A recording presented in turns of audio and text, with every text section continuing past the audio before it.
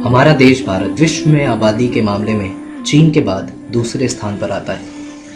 अगर सर्वाधिक युवाओं की संख्या की बात करें तो हम पहले पायदान पर हैं, पर हमारे एक भारत देश में कई भारत बसते हैं। विकासशील भारत, पिछड़ा भारत, धनाढ्य भारत और साथ ही बहुत गरीब भारत। और हर भारत में नारी की अपनी एक विशेष जिम्मेदारी है। इस देश में जहां एक और इंदिरा गांधी जैसी महिलाएं जो कि प्रधानमंत्री बनी और अपनी पढ़ाई कैम्ब्रिज यूनिवर्सिटी से पूरी की, और एक और ऐसे भी गांव हैं 40 से 50% महिलाएं आज भी अनपढ़ हैं। हमारी सोच, हमारी पुरानी विचारधारा हमें पीछे धकेल रही है। आज भी हम अगर घर में बेटा पैदा हो तो मिठाइयाँ बांटते हैं, थाली बजाते हैं, खुशियाँ मनाते हैं।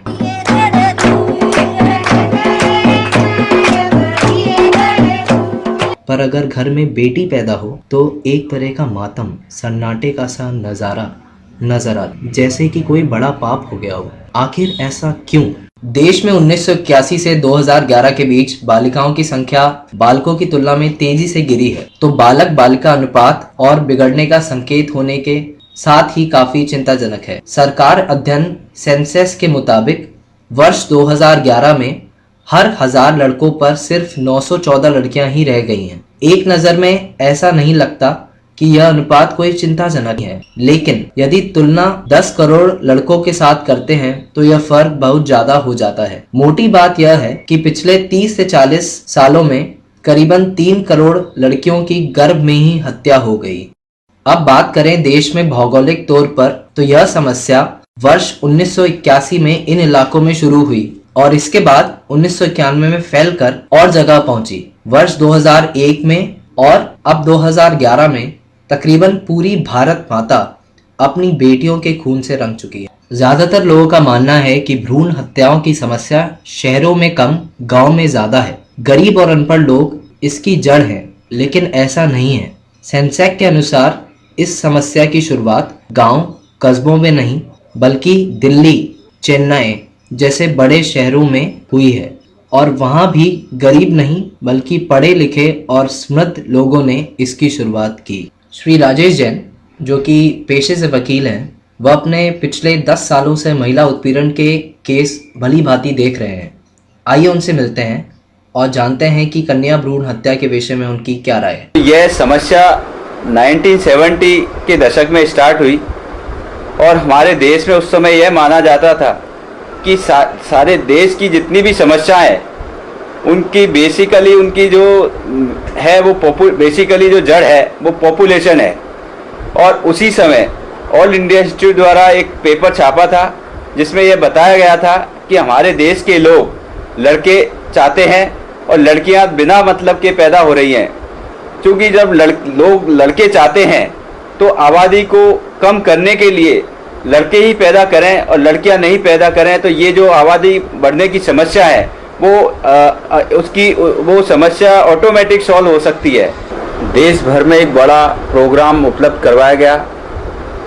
इसके तहत देश भर के अस्पतालों में एक मुफ्त प्रोग्राम उपलब्ध करवाया गया, बल्कि माँ बाप को डॉक्टर्स और नर्सेज के द्वारा ये बताया जाता था कि आपको 1 या 2 लड़के चाहिए तो हम बता देंगे और लड़कियों को हटाते रहेंगे। इस संबंध में देश के शिक्षित और संभ्रांत लोगों को जब पता लगा तो उन्होंने इस पर आपत्तियां जताई और आपत्ति जताने का नतीजा निकला सरकार ने तुरंत ही इसको बंद कर दिया। लेकिन तब तक सरकार के हाथ से तीर निकल चुका था और इस तकनीकी ज्ञान के बारे में लोगों को पता चल चुका कि भाई ऐसी भी जांच होती है जिससे भ्रूण में ही लड़के और लड़की का पता चल सकता है। इस तकनीकी ज्ञान का कुछ डॉक्टर्स, तकनीशियनों द्वारा बहुत ही एक बड़े स्तर पर फ़ायदा उठाया और एक बड़ा बिजनेस डेवलप कर लिया। पहले ये जांच बड़ी कॉम्प्लिकेटेड तकनीक से होती थी, जिसकी वजह से कम लोग जांच करवाते थे और काफ़ी महंगी पड़ती थी। लेकिन वर्ष 1990 में जब अल्ट्रासाउंड तकनीक आई तो ये जांच भी सस्ती हो गई और लोग बाग भी ज़्यादा जांच करवाने लगे। डॉक्टर्स को तो एक गोल्ड माइन मिल गई एक डॉक्टर्स एक दिन में 20 से 30 केसेज कर सकता था, जिसकी वजह से मशीन बनाने वालों को, बेचने वालों को एक रेडी मार्केट मिल गया। और इस सारे खेल में मशीन बनाने वाले, बेचने वाले, तकनीशियन, जांच करने वाले, डॉक्टर्स, इनको यह बड़ा फ़ायदेमंद साबित हुआ। और इसकी वजह से कन्या भ्रूण हत्या का जो व्यापार है वो फैलने लगा, फूलने लगा। डॉक्टर रूमा शर्मा, जो जयपुर शहर में गायनेकोलॉजिस्ट हैं और पिछले 30 साल से प्रैक्टिस कर रही हैं, आइए उनसे मिलते हैं और जानते हैं कि इस विषय में उनकी क्या राय है। कन्या भ्रूण हत्या के कारण लड़के और लड़कियों का गिरता हुआ अनुपात हमारे ही लिए नहीं, सारे देश के लिए चिंता का विषय है। अगर लड़कियां ही नहीं होंगी तो लड़कों के लिए दुल्हन कहां से आएंगी। जैसे लड़कियां कम होंगी और लड़के ज़्यादा होंगे तो लड़कियों पे अत्याचार और बढ़ेंगे, लड़कियों के साथ जुर्म बढ़ते ही चले जाएंगे। इसके लिए सरकार को, राज्य सरकार को और केंद्र सरकार को कड़े कदम उठाने चाहिए। सुप्रीम कोर्ट के निर्देश के अनुसार पीसीपीएनडीटी के एक्ट कार्यवाही होनी चाहिए। सख्त कार्यवाही उन सेंटर पे जरूर होनी चाहिए जो लिंग परीक्षण कर रहे हैं। ऐसे सेंटर जो इस तरह का काम करते हैं उनके लाइसेंस कैंसिल हो जाने चाहिए, उन डॉक्टर्स का लाइसेंस भी कैंसिल हो जाना चाहिए। और हमें ये ध्यान रखना चाहिए कि साधारण तौर पे जो सोनोग्राफी कर रहे हैं, जो लिंग परीक्षण नहीं कर रहे हैं, वो इसमें ना उलझें। तो क्यों कराना चाहते हैं? सबसे बड़ा कारण ये है कि वो लोग अपने बुढ़ापे में सिक्योर होना चाहते हैं। लड़कियां शादी होके अपने ससुराल चली जाती हैं, उनको ऐसा लगता है कि अगर लड़के होंगे तो वो हमें बुढ़ापे में सहारा देंगे। अगर बुढ़ापे में सहारे की व्यवस्था सरकार की तरफ से हो, उनका बुढ़ापा सिक्योर हो, तो मेरे ख्याल से लिंग परीक्षण लोग बाग कम करवाएंगे। लिंग परीक्षण कराने के लिए लोग बाग जो आते हैं उनको पूरी तरह से ये होता है कि हमें किसी भी तरीके से ये पता चले कि बच्चा क्या है, और उसके लिए वो डॉक्टर को प्रलोभन देते हैं, पैरामेडिकल स्टाफ को प्रलोभन देते हैं, और उस प्रलोभन से सब डॉक्टर या सब पैरामेडिकल स्टाफ निकल जाए ये जरूरी नहीं होता है।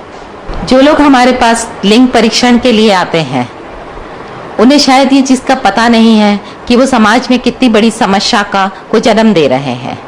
वो किसी न किसी तरह से भ्रूण का लिंग परीक्षण करवाना चाहते हैं।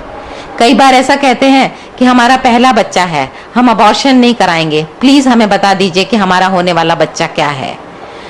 जो लोग अपने घर में बेटियां पैदा नहीं होना देना चाहते हैं वो किसी न किसी तरीके से पूरी पुरजोर कोशिश करते हैं कि कहीं न कहीं से उन्हें बच्चे का लिंग का पता चल जाए। आजकल हर छोटे बड़े शहर, यहाँ तक कि कस्बों तक में सोनोग्राफी की मशीन लग गई हैं। उन सेंटरों पे सिर्फ दिखावे के लिए ये बोर्ड जरूर लगे रहते हैं कि यहाँ पर भ्रूण का लिंग परीक्षण नहीं किया जाता है, ये कानूनन अपराध है, पर वे ये सब काम कर रहे हैं। अगर वे नहीं करते तो कन्याओं का अनुपात इतना नहीं गिरता, इतनी कन्या भ्रूण हत्याएं नहीं होती। कहीं कहीं तो नर्सेज जो इस चीज़ के लिए ऑथराइज्ड भी नहीं है, जो ये बता भी नहीं सकती हैं कि गर्भ में पल रहा शिशु क्या है, वे भी कन्या है ये बता करके गर्भपात करवा देती हैं। इसमें उनका लालच ही है। ये बिल्कुल गलत है। आज के युग में जहाँ लड़कियाँ लड़कों के समान हर क्षेत्र में काम कर रही हैं, आगे उसी तरह से बढ़ रही हैं, उनके साथ भेदभाव करना बिल्कुल उचित नहीं है। सन 1972 में medical termination of pregnancy act पास किया गया, जिसके तहत अबॉर्शन के सभी अधिकार प्रेग्नेंट महिला को दिए गए थे। लेकिन इस कानून का भी दुरुपयोग किया गया और फोर्सफुली मां के भ्रूण का परीक्षण करवाकर अबॉर्शन करवाया जाता था। बाद में 1996 में पीसीपीएनडीटी एक्ट आया, जिसके तहत इस कार्य को गैर कानूनी बनाया गया। लिंग जांच करने पर सजा और जुर्माने का प्रावधान किया गया और इसके तहत जो जितने भी genetic counselling centres, clinics, hospitals, doctors, nursing homes हैं, उनके रजिस्ट्रेशन को आवश्यक किया गया। इस अपराध को करने वालों को कड़ी से कड़ी सजा मिले। और मैं तो यह कहना चाहूँगा कि इस अपराध में जो महिला है, महिला के रिश्तेदार हैं, डॉक्टर्स है और जो भी लोग इसमें इन्वॉल्व हो, उनके खिलाफ प्रॉपर तरीके से कार्रवाई करके, इन्वेस्टिगेशन करके उनको कड़ी से कड़ी सजा दिलवाई जाए, जिससे इस अपराध को करने से पहले लोग सोचें।